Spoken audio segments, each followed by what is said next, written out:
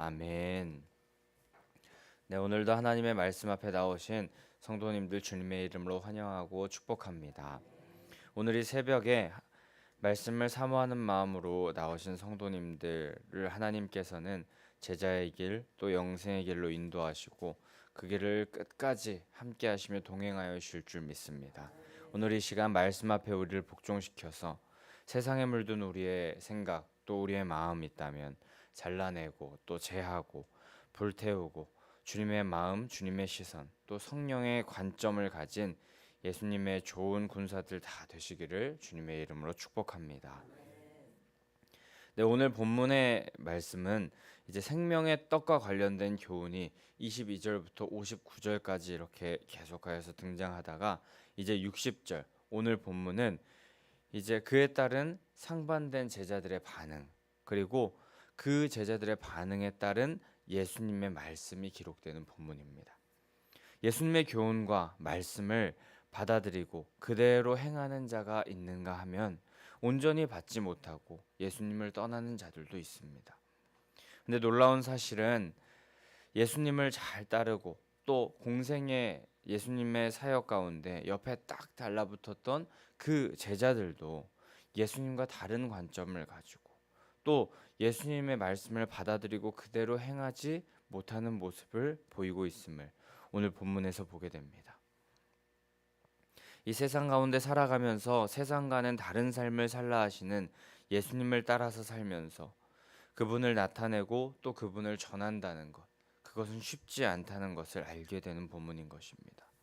우리들도 예수님의 제자라고 말하고 또 주님의 군사며 하나님의 자녀라고 말하며 구별된 삶을 살겠다고 다짐하지만 오늘 본문의 제자들과 같은 마음이 우리 가운데 있지는 않은지 우리 다시 한번 생각해 보며 부디 이 새벽 진정 그리스도인으로 가야 할 방향을 다시 한번 깨닫고 또 기도하며 간구하며 오늘 그 길을 끝까지 향하여 나아가겠다고 결단하시는 성도님들 되시기를 축복합니다.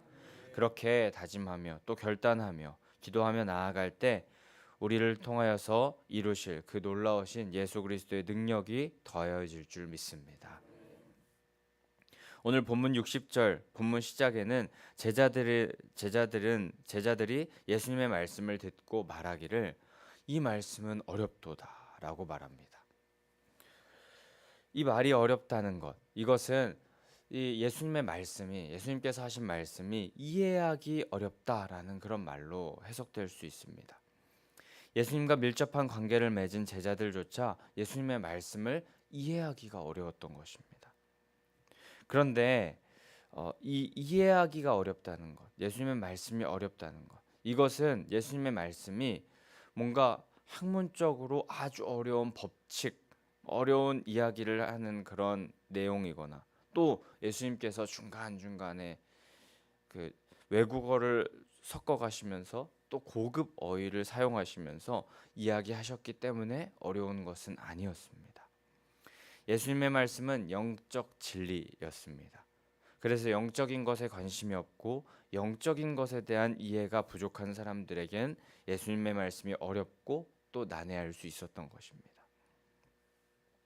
근데 그 이후에 등장하는 제자들의 그 말을 원어적으로 조금 살펴보면 조금 이상함을 감지할 수 있습니다. 누가 들을 수 있느냐라고 그렇게 제자들이 이어서 말하는데 이 말씀이 예수님의 말씀이 어려운데 도대체 이 말씀을 누가 들을 수 있겠냐라고 불평하듯 말하고 있는 것입니다. 그런데 누가 들을 수 있느냐라는 부분에서 들을 수 있겠느냐에 듣다라는 그 말에 해당하는 헬라어는 아쿠오라는 말을 쓴다고 하는데요. 이 단어의 뜻은 경청하다라는 의미도 있는 반면에 받아들이다라는 의미가 있다고 합니다. 근데 여기서 이 받아들인다라는 뜻을 사용하는 것이 적절할 것 같습니다. 제자들이 분명 말씀이 어렵다, 이해되지 않는다라고 말하였었는데 이어서 하는 말이 이 말씀을 받아들일 사람이 누구겠느냐? 이 말씀을 받아들일 사람이 누가 있겠느냐라고 말하는 것입니다. 이는 예수님의 말씀을 온전히 문자적으로 이해하며 그 말을 알아듣는다라는 그런 의미라기보다는 예수님의 말씀을 온전히 받아들이고 그 말씀대로 살아가기를 결단하기가 힘들다라는 그런 의미가 더 가까움을 알게 됩니다. 믿음이 없는 유대인들, 그리고 또 지금 현재에 충분히 만족하고 살아가는 사람들, 또 자신의 생각이 하나님의 뜻을 꺾어버리는, 하나님의 뜻 가운데 살아가야 되지만 자신의 뜻이 그 하나님의 뜻을 꺾어버리는 그런 사람들이 예수님의 말씀을 받아들이는 것, 그것이 너무나도 힘들다는 것을 말하는 것이었습니다. 제자들 또한 영적인 지혜를 소유하지 못하였고 어렴풋이 예수님께서 말씀하시는 그 말씀을 문자적으로는 조금 이해한다 한들 그 말씀을 그대로 받아들이면서 영적인 진리로 받아들이면서 그대로 결단하며 살고 싶지는 않았다는 것입니다. 군대에 대한 이야기를 하면은 여자분들이 되게 싫어하신다고 하는데 군대에 대한 이야기를 조금만 하겠습니다. 군대에 다녀온 사람들이라면 알아들을 수 있는 말이지만 다녀오지 않는 사람이라면 이 말이 무슨 말인지 도대체 알지 못하는 말이 있습니다. 제가 한번 해보겠습니다. 잘 쏜다? 무슨 말인지 아시겠습니까? 잘 쏜다? 네, 절대 못 알아듣습니다. 이 말은 그런데 그 군대에서는 다들 알아듣는 말인데요. 잘 못 들었습니다라는 말을 빨리 하는 것입니다. 군대에서 상급자가 말을 할 때에 그 알아들었음에도 불구하고 무척추반사로 이 그 군인들이 병사들이 잘 쓴다라고 이렇게 딱 말을 합니다. 실제로 훈련병, 이등병 때는 정말 잘 못 들어서 못 들었 이렇게 말을 하는데 잘 못 들었다고 이렇게 이야기를 하는데 상병, 병장 이제 전역할 때가 되면은 이 사람들은 이 말을 입에 달고 삽니다. 잘 못 들었다고. 그래서 저는 그 군대에 있으면서 왜 저렇게 다 들었는데 못 들은 척할까라고 그렇게 생각을 해보니까요. 지금 그 상급자가 무언가를 시킬 때 잘 못 들었다고 하는 이유, 그것은 상급자가 시키는 일은 자신이 하기에 너무 귀찮은 일이고 또 그 일을 회피하고 싶고 벗어나고 싶은 마음에서 잘 못 들었다고 이렇게 말한다는 것을 깨닫게 되었습니다. 제자들도 그런데 지금 예수님의 말씀 앞에 아무것도 모른다는 천진난만한 표정으로 잘못 들었습니다 라고 하면서 검은 속내를 보이고 있는 것 같습니다.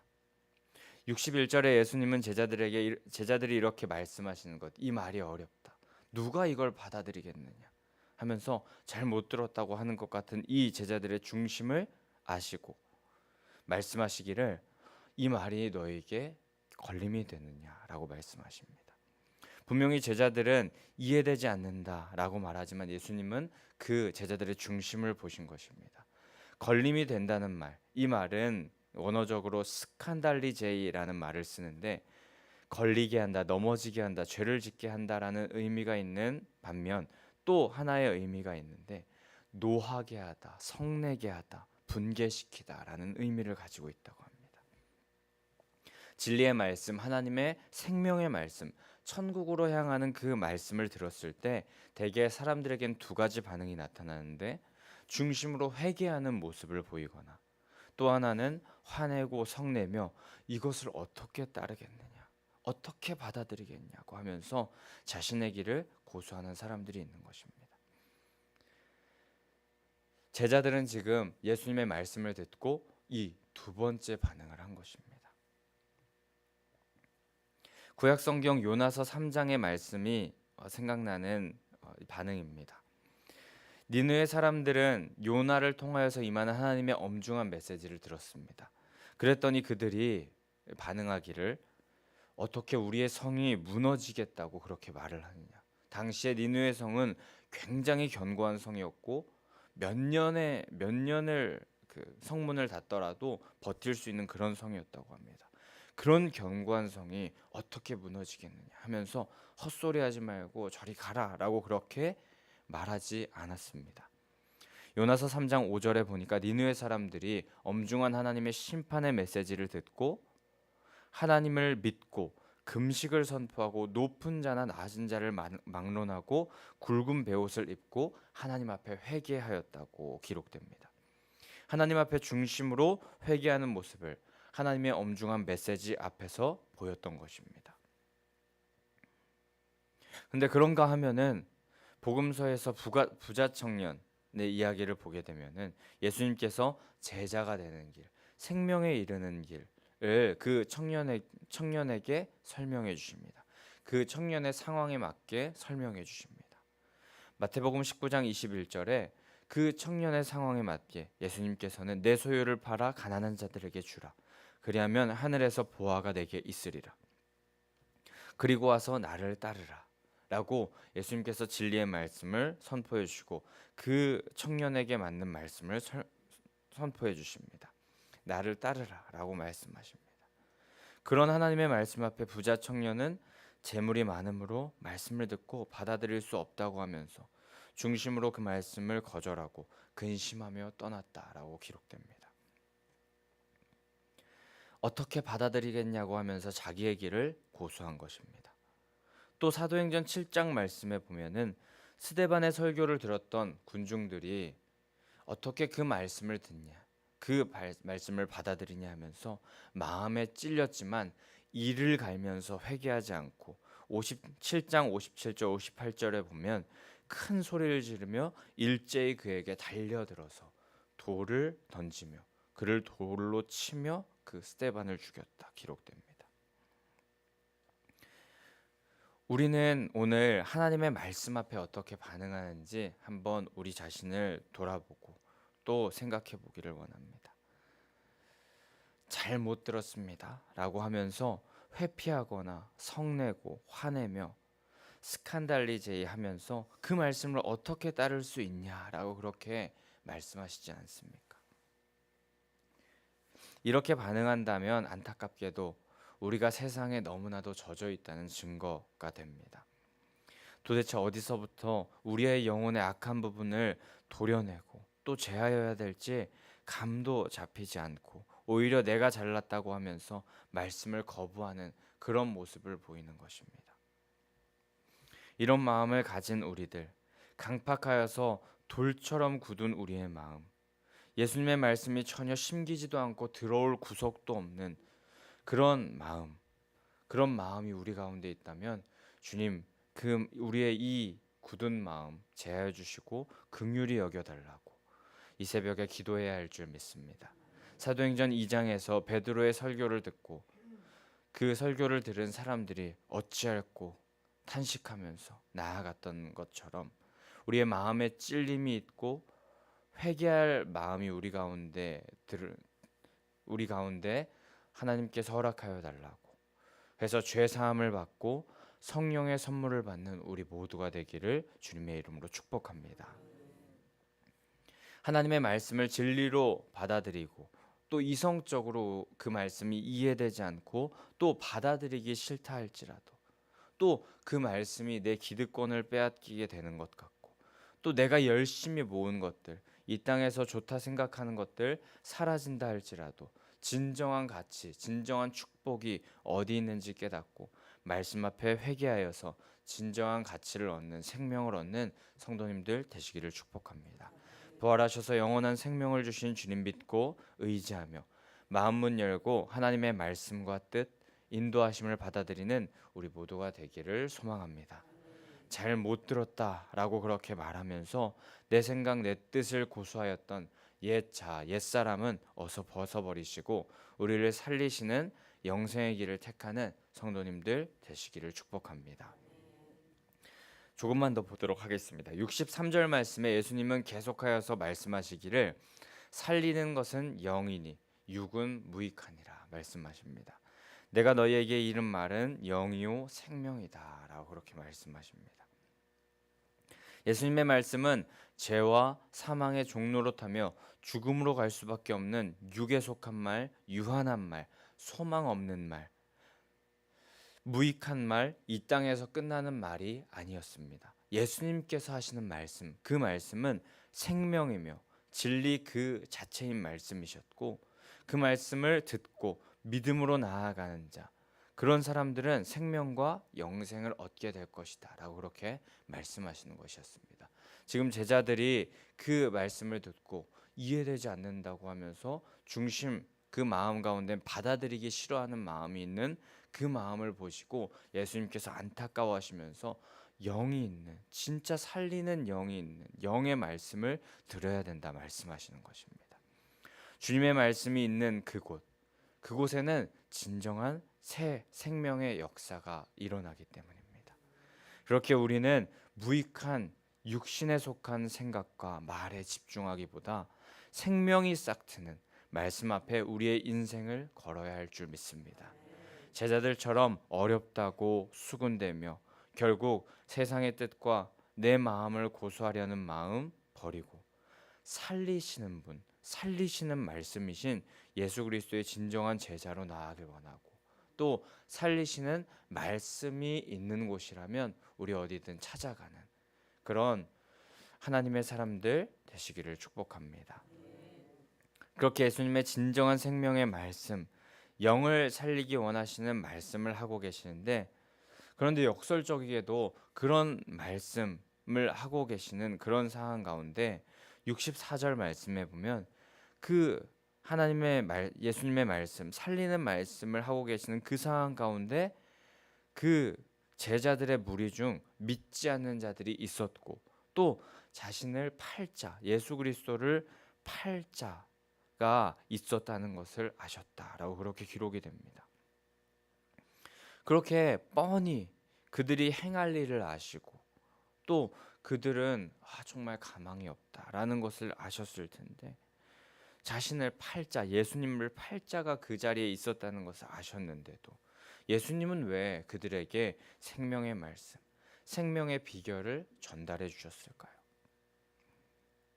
이 말씀이 우리에게 오늘 소망이 되는 줄 믿습니다.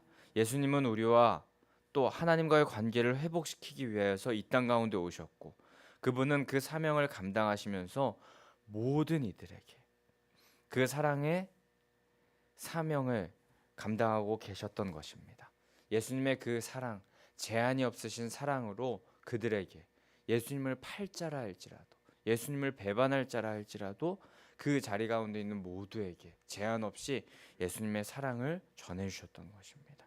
그분이 전해주시는 복음을 받지 못할 사람은 없는 것입니다. 지금 이 자리에서 내 자아를 내려놓고 내 삶의 보좌를 주님께 드리겠다고 고백하면 주님께서는 누구에게나 찾아오셔서 만나주시고 그 삶을 세상은 줄 수 없는 참 소망과 기쁨의 길로 인도하여 주실 것입니다. 하나님께서 사랑이 풍성하셔서 우리를 구원의 예수님께로 나아갈 길을 다 예비해 놓으셨습니다. 그러니까 우리는 그 길 가기를 믿음으로 오늘 결단하기만 하면 되는 줄 믿습니다. 근데 그렇게 나아갈 때에 세상에서 내가 주장하고 내가 붙잡고 내가 따르려 했던 그것은 내려놓고 따라가야 됩니다. 버려두고 따라가야 합니다.